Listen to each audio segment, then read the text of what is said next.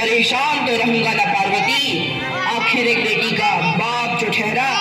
पार्वती, अब उसके हाथ पीले करने का समय आ गया है। पर हमारी आनंदी तो अभी सिर्फ 9 साल की है। अभी तो उसके पढ़ने लिखने और खेल कूदने के दिन हैं। देख पार्वती, लड़कियां पराया धन होती है और जितना जल्दी इन्हें घर से विदा कर दे उतना अच्छा है। कल से आनंद की पढ़ाई लिखाई बंद। पर बापू, इसमें मेरी क्या गलती है? आप मुझे पढ़ाई करने क्यों नहीं देते? तेरी गलती है कि तू एक लड़की है।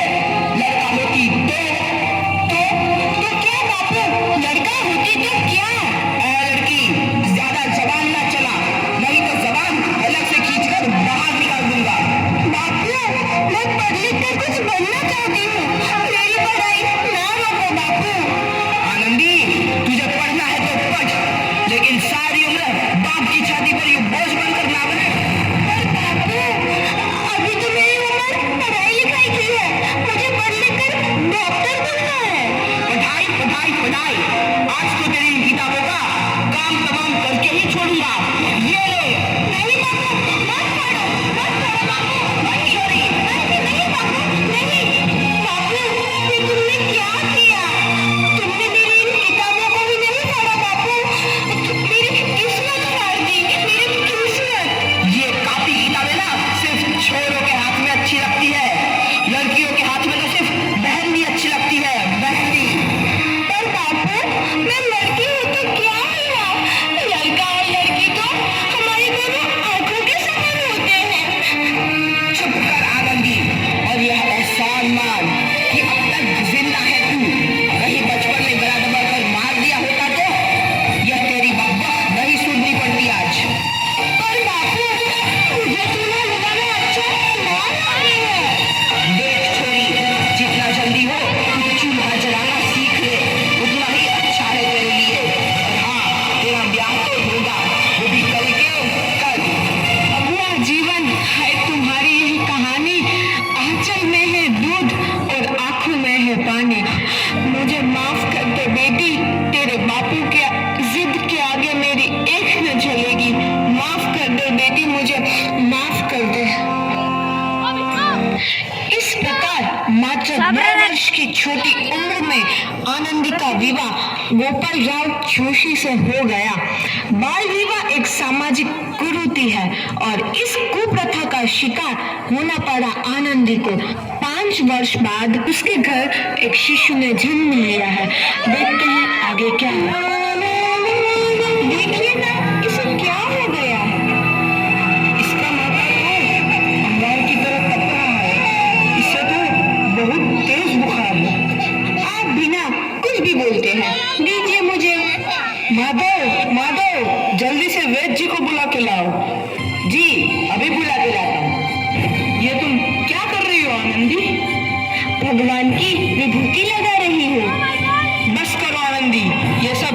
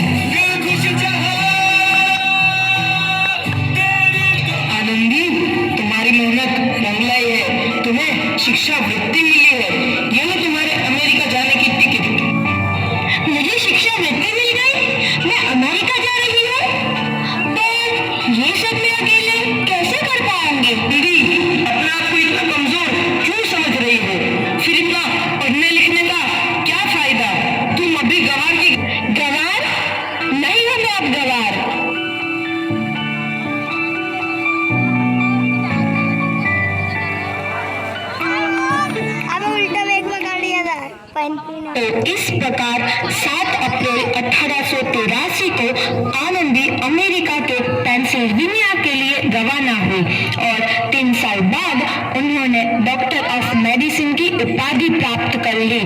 इधर आनंदी के पिता की तबीयत बहुत खराब है। आगे क्या होता है देखते हैं।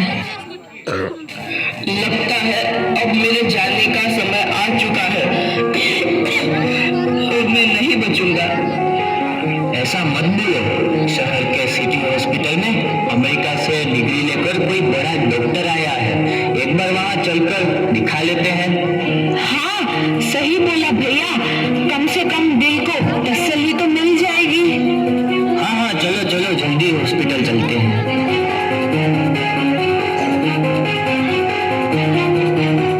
इस मरीज की हालत तो बहुत ही खराब है। कोई चमत्कार ही इसे बचा सकता है।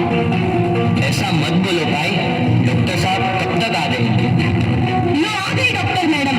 डॉक्टर मैडम जल्दी देखिए, मरीज की हालत बहुत ही खराब है।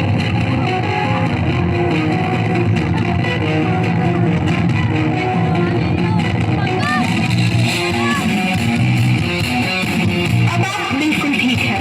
मौत के मुंह से आपको बचाया है डॉक्टर मैडम ने। डॉक्टर साहब ने मुझे बचा लिया। मुझे मिलना है डॉक्टर साहब से। डॉक्टर साहब नहीं, डॉक्टर मैडम बोलो। डॉक्टर मैडम, उन्होंने ही तुम्हें जीवन दान दिया है। वो आ गई डॉक्टर मैडम, मिल लो उनसे। डॉक्टर मैडम आपका बहुत बहुत धन्यवाद, आपने मेरी जान बचाई। इसके बदले में मैं गरीब भला आपको क्या दे सकता हूँ? वचन वचन चाहिए मुझे कि कभी ये नहीं कहोगे कि लड़कियां कुछ नहीं कर सकती। वचन? ये कैसा वचन? अरे श्यामलाल, तुमने पहचाना नहीं? तुम्हारी बेटी आनंदी। आनंदी? मेरी बेटी आनंदी? डॉक्टर? हाँ बापू, वही आनंदी जिसके लिए बचपन में तूने चूल्हा और दूल्हा के अलावा कुछ नहीं सोचा था। आनंदी, आनंदी मेरी बेटी, मुझे माफ कर दे। मैं तेरा गुनहगार हूँ बेटी। नहीं नहीं बापू, वही आनंदी जिसके हाथ पीले करके तुम उसकी सारी जिंदगी काला कर देना चाहते थे। माफ कर दे मुझे मेरी बच्ची, माफ कर दे। मैं तेरा अपराधी हूँ मेरी बच्ची, माफ कर दे। नहीं बापू, मैंने तो तेरा एहसान चुकाया है। याद है ना अपना एहसान जो बचपन में तुमने मुझ पर किया था? ताने सुना सुना कर जीते जी मार डाला था मुझको। अब बोल, और किस किस को मारेगा? आनंदी बेटी, मुझे माफ कर दे मेरी बच्ची, मैं तेरा गुनहगार हूँ। बापू, आपने ही तो बोला था किताबें सिर्फ बेटों के हाथ में अच्छी लगती है, बेटियों के हाथ में तो सिर्फ मेहंदी। बेटों और बेटियों में फर्क करना वो आंखों में फर्क करने समान है।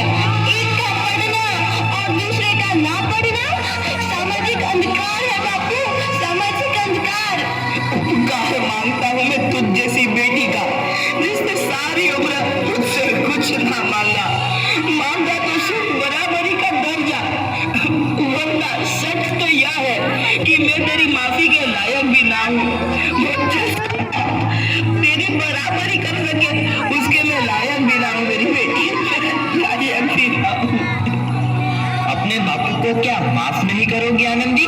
माफ कर दो आनंदी, माफ कर दो। सुबह का भूला यदि शाम को घर लौट आए तो उसे भूला नहीं कहते। बापू, तो